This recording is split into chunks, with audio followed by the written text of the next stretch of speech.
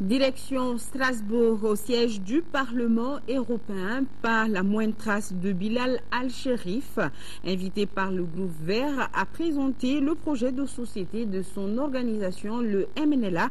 Par contre, de véritables échanges houleux entre le collectif des Maliens de France pour la paix et une délégation dite de compensation du MNLA.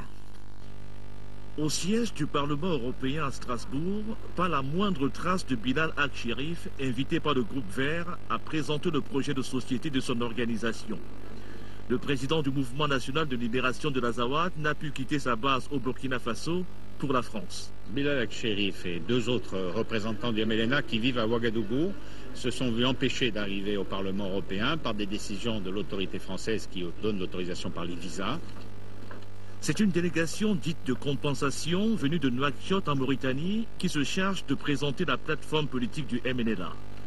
Dans le document, le mouvement accuse le gouvernement malien d'avoir commis des crimes de masse au sein de la communauté touareg. Bien plus, le MNLA se présente comme un mouvement démocratique, épris de justice et ouvert au dialogue. Nous avons proposé à plusieurs reprises de négocier avec le gouvernement du Mali, mais nous n'avons jamais été écoutés ni entendus. Dans la salle, réaction immédiate du collectif des Maliens de France pour la paix. Vous dites des mensonges. Le Mijao, il vous a botté les fesses, il vous a sorti de Gao. La conférence s'achève dans la confusion. Mission accomplie pour le collectif des Maliens de France pour la paix qui avait mobilisé ses membres.